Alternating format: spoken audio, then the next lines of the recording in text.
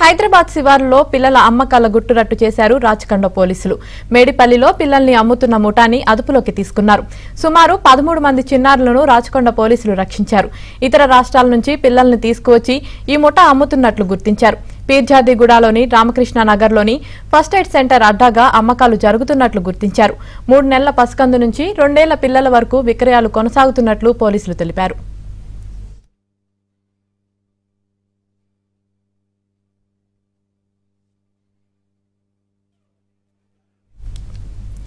అయితే 13 మంది చిన్నారులను ట్రేస్ చేసి పోలీసులు కాపాడారు.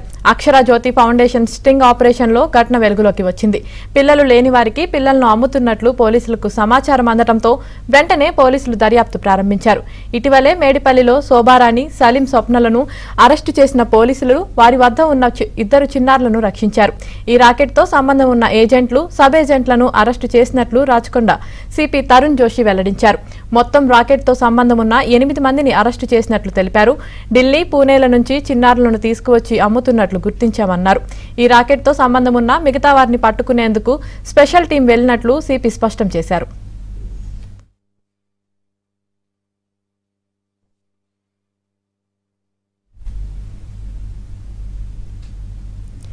సంతానం లేని వారికి ఒక్కో చిన్నారిని 3.5 లక్షల రూపాయలకు విక్రయించింది ఈ ముఠా.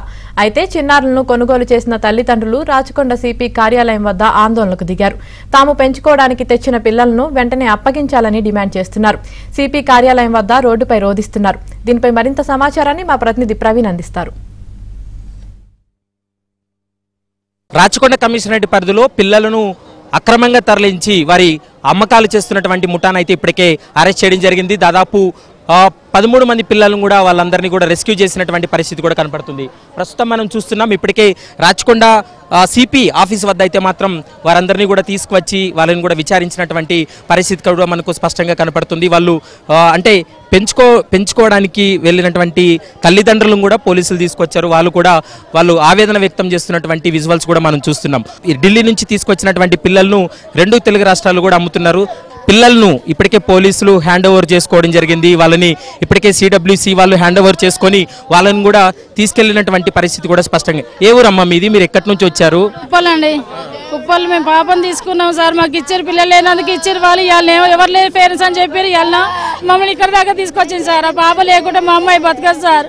మీరు మంచిగా పెంచుకోవాలని మీరు భావించి తీసుకున్నాం సార్. ఆ పాపకు ఇప్పుడు జ్వరం వచ్చి నిన్న మొన్న కూడా హాస్పిటల్ చుట్టూ తిరుగుతున్నాం. ఎంత ఇచ్చారమ్మా మీరు డబ్బులు? వాళ్ళకు ఇచ్చినాం సార్.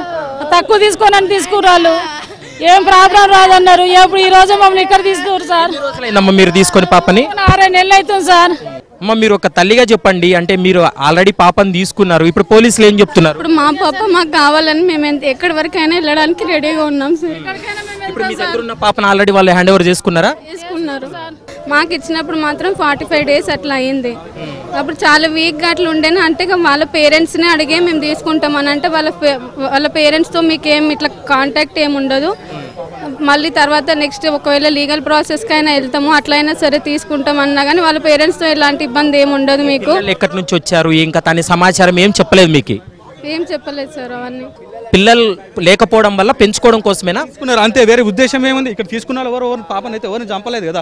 ఏ పాపని కూడా మేము ఏం చేయలేదు. ఎంత బాగున్నారు. నెల రోజుల పాపని తీసుకొని వస్తే పాపలు ఎట్లా అయినారో ఒక్కొక్కరు ఏ స్థాయిలో ఉన్నారు. ఇప్పుడు చూడండి అలా అర్థనాదాలు చూడండి. అది ఎవరు ఆపగలుగుతారు? వాళ్ళని తీసుకొని వెళ్ళిపోయారు అంతే.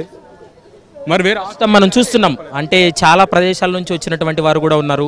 ఎందుకంటే వాళ్ళు ఆ పిల్లలను పెంచుకోవాలనేటువంటి ఉద్దేశంతో మేము కొనుగోలు చేశాం, కానీ ఇప్పుడు తమ పిల్లల్ని తీసుకొని వెళ్ళిపోవడాన్ని మేము ఖండిస్తున్నాం, లీగల్గా ఫైట్ చేస్తామనేటువంటి అంశం చెప్తున్నారు. కానీ ఇది ఒక హ్యూమన్ ట్రాఫికింగ్ అనేది పోలీసులు చెప్తున్నటువంటి మాట.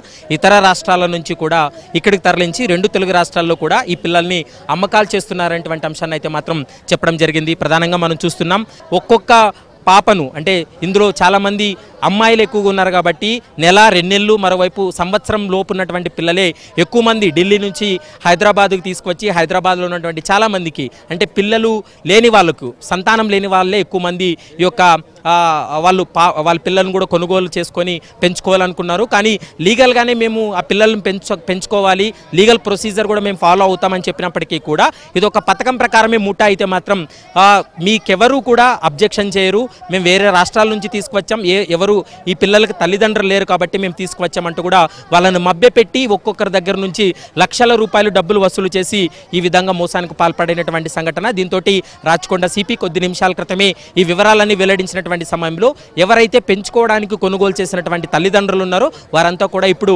ఆవేదన వ్యక్తం చేస్తూ ఇక్కడ రోడ్డు పైన వాళ్ళు ఉన్నటువంటి పరిస్థితి కూడా మనకు కనపడుతుంది. కానీ పోలీసులు అయితే చెప్తున్నారు ఈ విధంగా కొనుగోలు చేసినటువంటి వారిపై కూడా కేసులు నమోదు చేస్తామనేటువంటి అంశాన్ని అయితే మాత్రం స్పష్టంగా చెప్తున్నటువంటి మాట కనపడుతుంది. వీడియో జర్నలిస్ట్ తేజతో ప్రవీణ్ కలవల, ఏబిఎన్ ఆంధ్రజ్యోతి, హైదరాబాద్.